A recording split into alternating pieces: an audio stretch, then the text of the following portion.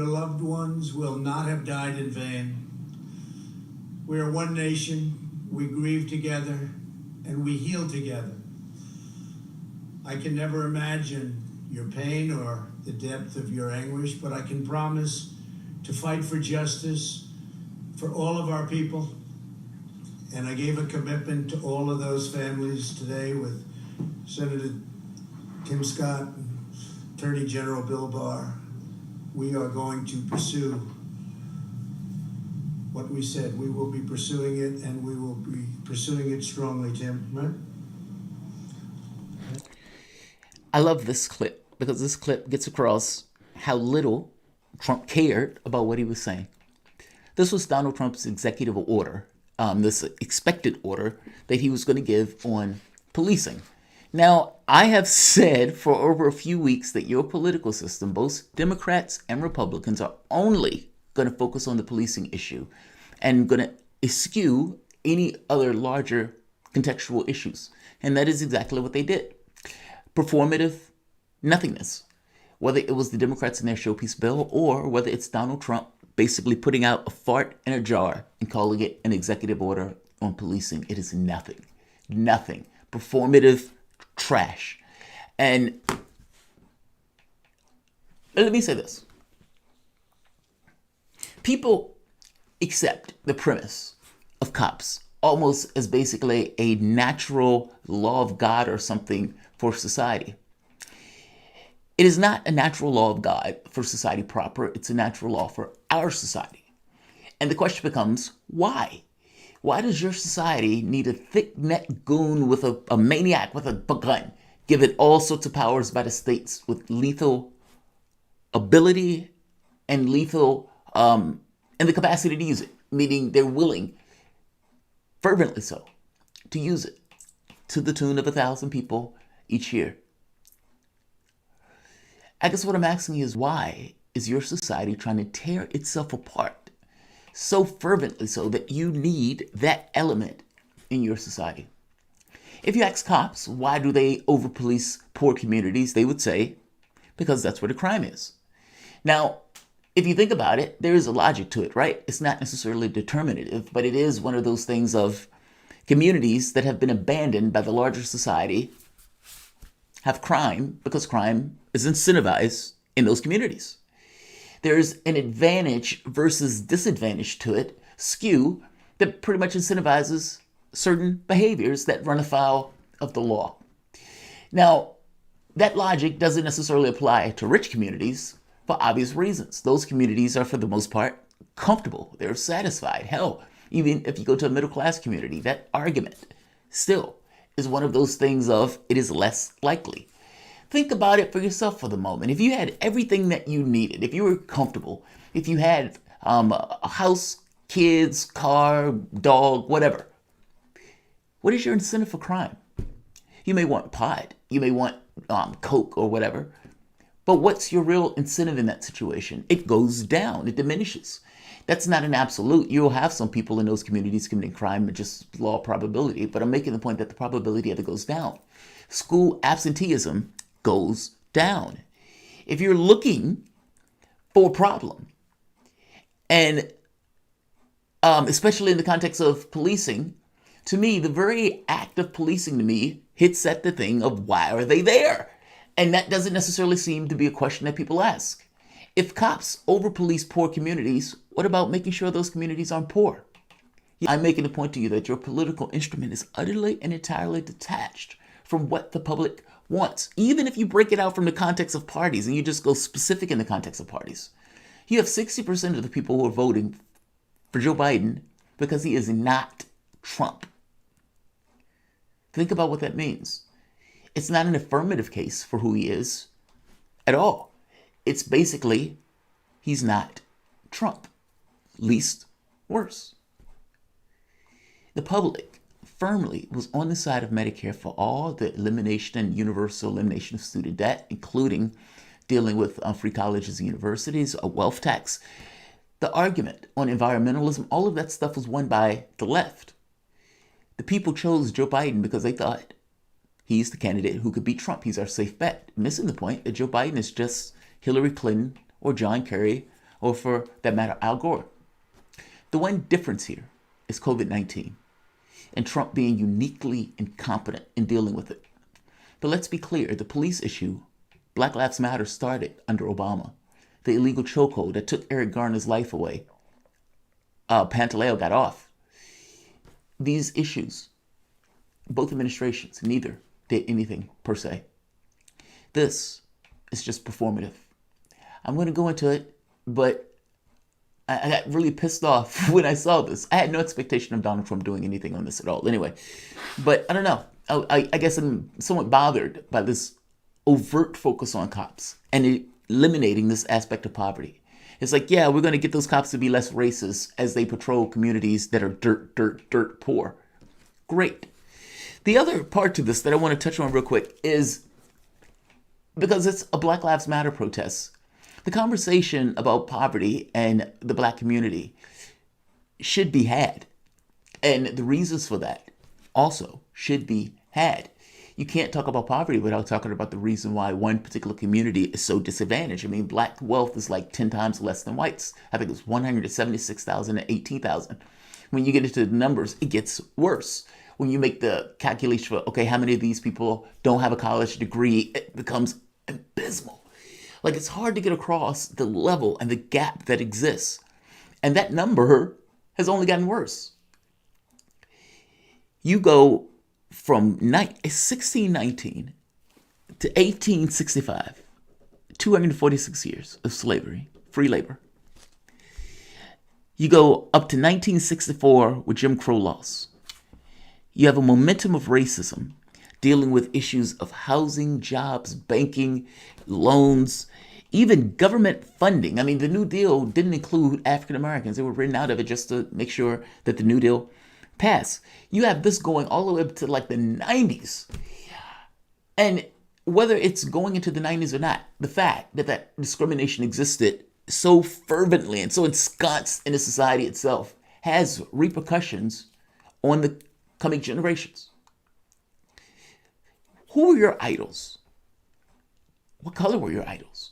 How did you identify with your idols? And what does it look like when you have a society that basically demonizes and makes an argument that this is a lesser than human being in order to basically prop up a racist system? Basically, completely deforming reality itself, just the decimation of reality itself. And that basically is what we are extricating ourselves from as a society. The reason that Donald Trump comes out with this, though, needs to be understood. He's losing the argument, multiple arguments. And a public that didn't necessarily entirely think civil rights was a big issue, all of a sudden had dramatic shifts in their opinion almost overnight. Trump and his executive order. Welcome, Early Morning Soapbox.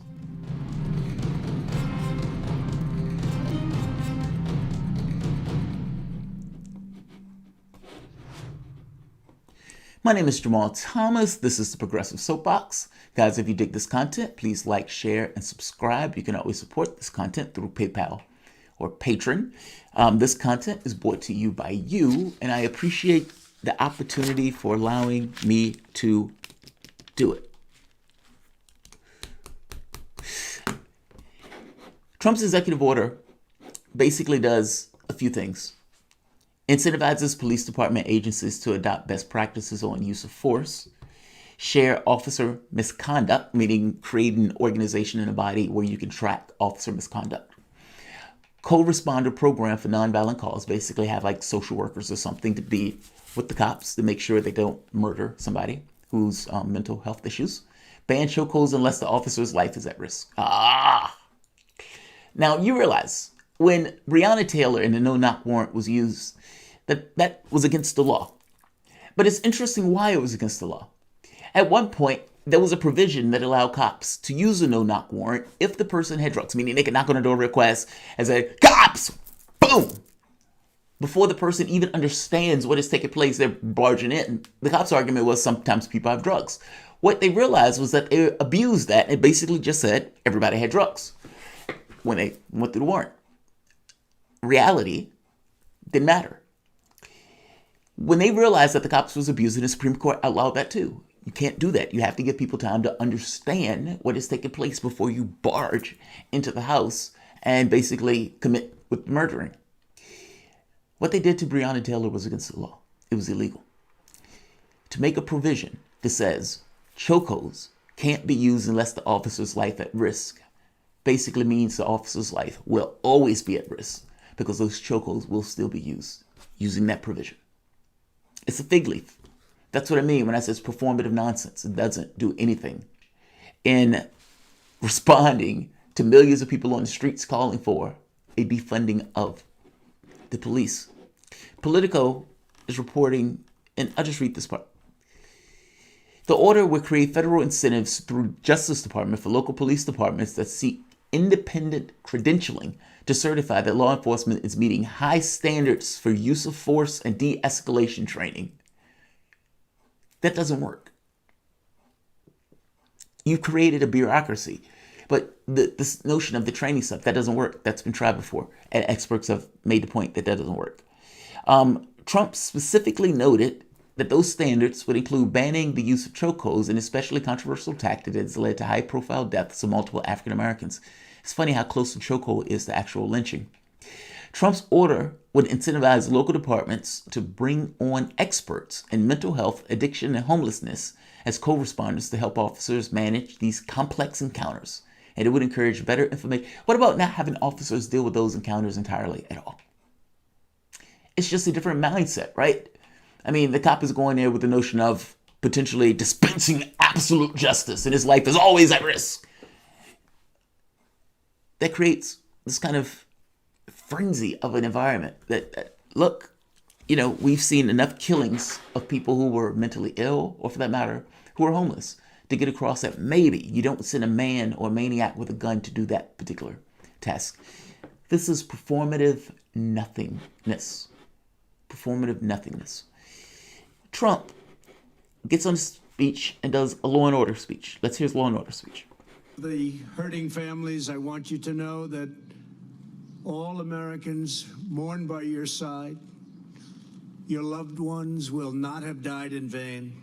But the president quickly turned to tough talk about law and order. Americans want law and order. They demand law and order. Some of them don't even know that's what they want, but that's what they want.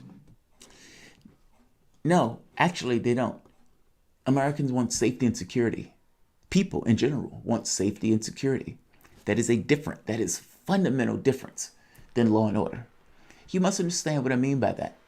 Human beings don't necessarily want a thick-necked goon running around through the streets with a gun with commission of the state to be able to dispense absolute justice on a whim and as safety. Because if that guy is there, that means that there is crime.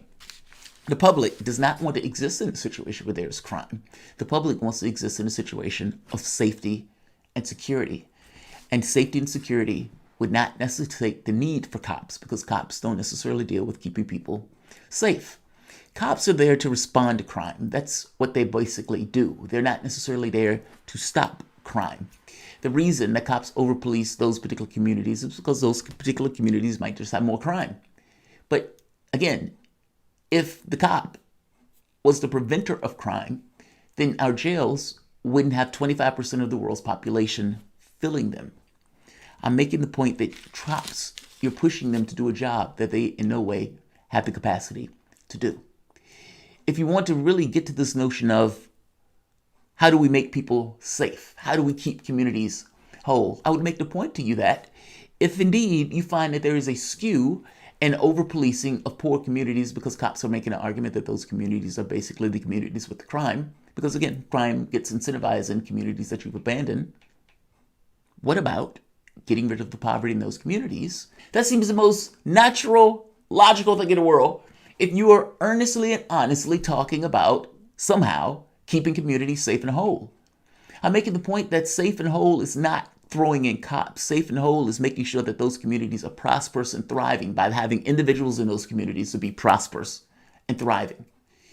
We, as a society, should evolve to the point where we care enough about human beings to ensure health, happiness, the ability to pursue their goals and education in the way that they want to pursue their goals, and to live out their life in the way they want to live out their life without having 50,000 of debt on their backs, without going without health care, where they're going to have these income-driven health disparities where they're dying 3-1 from COVID-19, or where you have 44% of your population making $18,000 a year in the richest country on the planet.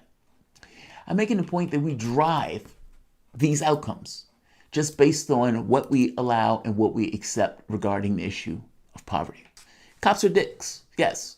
They have authority issues, yes. There's a culture of allowing and violence without any level of accountability in that process, and those things need to be dealt with. Agreed. But let's just be clear, if Black Lives Matter, do kids who have less brain matter because of the poverty that they're dealing with, do they matter? Do the people who are drinking lead water because they're in impoverished communities matter? Do the people who are dying 3-1 from COVID as African Americans because of income inequality, economic-driven health disparities? I just making the very basic point that if the Black Lives Matter stuff really engages Black Lives Matter, especially on this notion of policing, then the issue that you really want to hit to is poverty. I mean, for fuck's sake, the black body was a commodity with slave patrols that were there to prevent that black body with legs from running away, taking a logical, rational act. Slave patrols, basically cops, were there to keep order and to keep those slaves in place. I'm making the point that there's a certain irony to having this conversation about defunding the police that goes back hundreds of years. But it also goes back to this notion of poverty and the reason that those cops are there in the first place. Subscribe. Cool Blue 71. At this point, I predict election 2020 will be a Democratic wave pickup for the United States President, U.S. Senate, U.S. House. Democrats hold catalyst COVID-19. So that was the other point. Donald Trump is losing the argument on multiple fronts. He's losing the argument on COVID-19. He's losing the argument on the protests. I mean, there were massive shifts in regards to the way the public was perceiving these protests. Massive shifts. Like you're talking about like a 20-point difference, even among blacks, where they was like, whoa, racism, yeah, that's a big problem here. He's losing that argument. The response of Trump was to basically send out goons with guns and batons to beat, hit, punch, kick protesters on live television going all around the world. Well, if the public agrees with the protesters and you're doing that to the protesters, oh, that looks bad. That looks bad. So he has to say something. He has to do something. So his response to it was, all right, I give a performative measure that basically puts out a fart in a jar, and I'll say, here's my executive order on this issue, and I'll move on. Those protesters aren't going anywhere because those protesters know that this is bullshit. This is an argument only to give right-wingers something to say without really saying anything of substance. And on top of that, to try to appease and assuage a certain part of the electorate that may be on the thing for law and order but didn't necessarily like that video of them murdering Floyd. The catch becomes, what does the larger public think of this? And if the larger public comes away with the assessment that this is nothing, then that larger public will still remain on the side of the protesters. If they think that this is something, then it may cut down on some of the support for the protests. I think the public might be a little smarter on this one, though, and realize this is nothing. Cool Blue 71, Trump is desperate. He's long ago dismissed, outflanking us on the left. Oh, right, Democrats on the left with Medicare for all. Yes. So he'll try to keep his party voters loyal to him. Not enough. Yeah, but here's the thing. 70% of the people who are voting for Trump are voting for Trump because he's Trump. What, 40% or 30% are voting for Joe Biden because he's Joe Biden? Like, he has his voters with him. His issue is the rest of the country. I would argue his base is in line with him. I don't think they have any issue with him. You can't sleep either, huh? Fight the power. Yeah, Owen Johnson, pretty much. Pretty much. Can't sleep either. All right, like, share, subscribe.